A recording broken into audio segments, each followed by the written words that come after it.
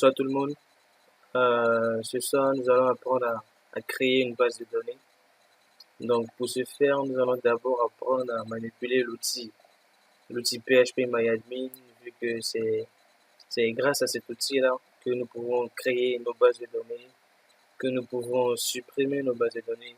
Donc, d'y créer, d'y supprimer, d'y modifier. Donc, à travers cet outil, nous verrons un peu comment manipuler nos différentes bases de données. Nous verrons un peu de quoi, de quoi est composée nos bases de données. Donc, à ce niveau, je tiens à préciser en même temps que dans une base de données est constituée de différentes tables. Donc, c'est dans cette table-là que nous allons, au fur et à mesure, enregistrer nos différentes données, nos informations. Donc, ces tables-là sont liées entre elles. Donc, on dit qu'elles ont des relations. Précision. Ce qu'on va faire ce soir, on va apprendre ensemble à créer de manière graphique une base de données et une table. Et par la suite, nous verrons comment enregistrer des informations dans cette base de données-là. Puis, nous verrons comment les informations que nous avons enregistrées, nous verrons comment les récupérer pour les afficher sur une page PHP. Donc, vous rendez sur votre navigateur, tapez dans la barre d'adresse localhost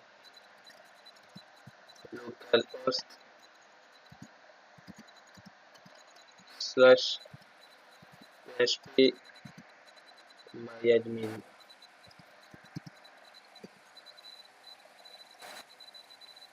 Et vous faites entrer. Alors, le PHP MyAdmin, vous devez avoir cette interface-là. Donc ici, il demande d'entrer le username et le mot de passe. Alors, par défaut, le username, c'est root. Si vous ne l'avez pas modifié, il reste root. Et il n'y a pas de password par défaut. Donc, si vous n'avez pas de root là, vous n'avez qu'à entrer root, R-O-O-T, et vous ne rentrez rien au niveau du password. Et vous validez. Une fois validé, vous avez accès à cette interface. Donc, ici, sur la barre de gauche, sur le panel de gauche, pardon, il vous affiche la liste des bases qui existent déjà, donc les bases que vous avez déjà créées ou celles qui ont été générées à l'installation de votre outil. Donc, tout cela est affiché dans le panel de gauche et dans le panel du milieu, vous avez les différentes actions possibles et les différentes informations concernant l'outil, concernant les différentes bases qui sont là. Donc, ici, on aura les différentes informations sur comment créer une base de données. Dans l'onglet database, dans l'onglet SQL, ça concernera toutes les requêtes SQL qu'on aura fait. Ici, on n'en en parlera pas. Dans statut, donc, comme vous pouvez le voir, c'est pour voir les différents statuts, les différentes informations, les différentes actions que nous aurons menées sur l'outil PHP MyAdmin User Account. Donc, ce sont les différents utilisateurs qui sont administrés à se connecter sur la plateforme PHP MyAdmin. Donc ici, vous avez bien root, le hostname localhost, le password qui est non. Donc, vous pouvez ajouter un utilisateur, vous pouvez supprimer un utilisateur. Vous avez export et vous avez plein d'autres onglets. Donc, ce qui nous intéresse ici, c'est l'onglet database. Donc, on revient sur l'onglet database.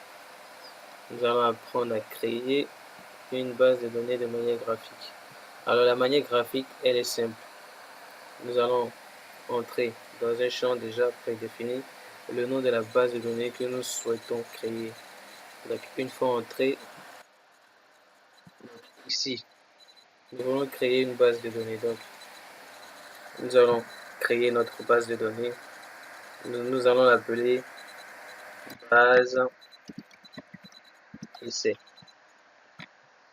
Et ici, au niveau de la collation, c'est juste pour définir le type d'encodage que nous souhaiterons utiliser pour notre base de données.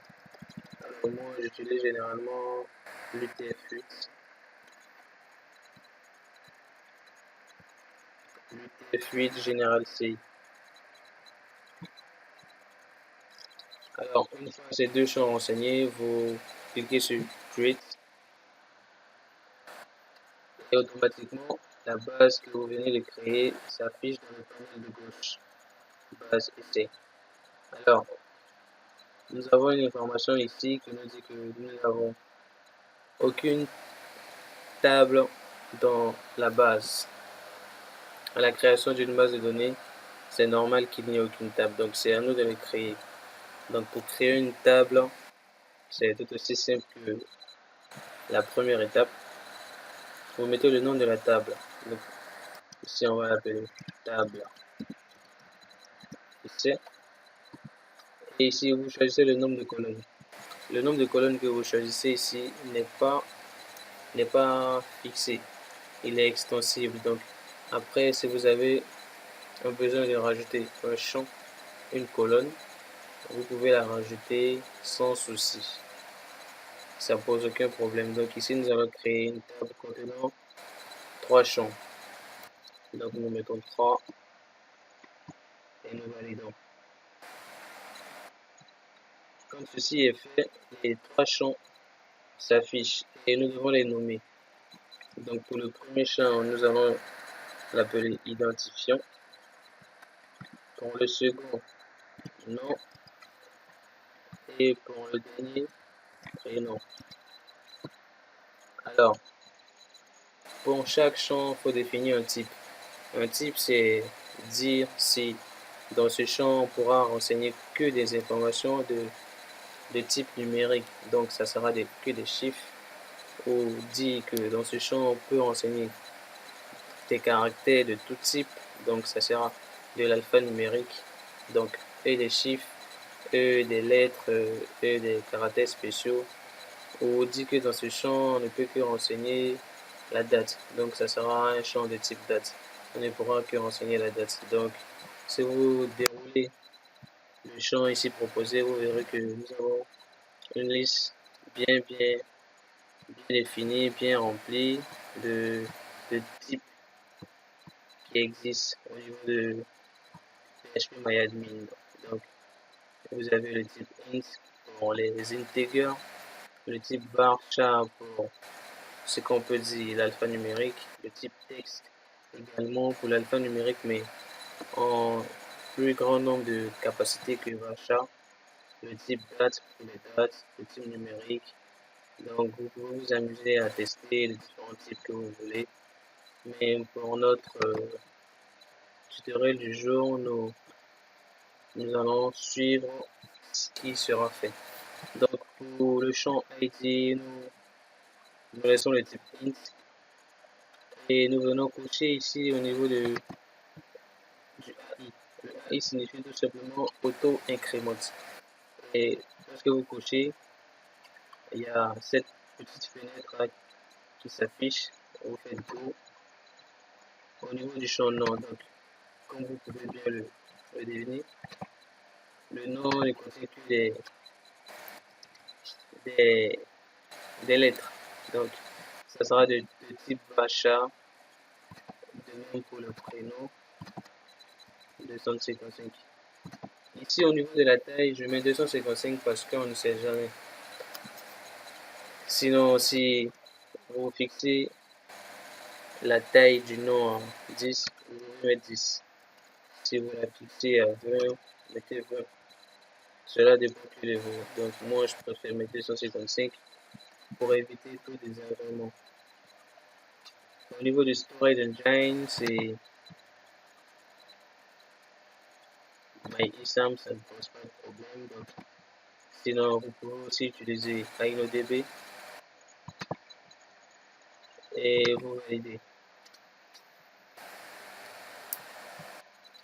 Alors, une fois validé, PHP vous affiche également dans le panel de gauche sous l'arborescence de la base de données que vous avez créée.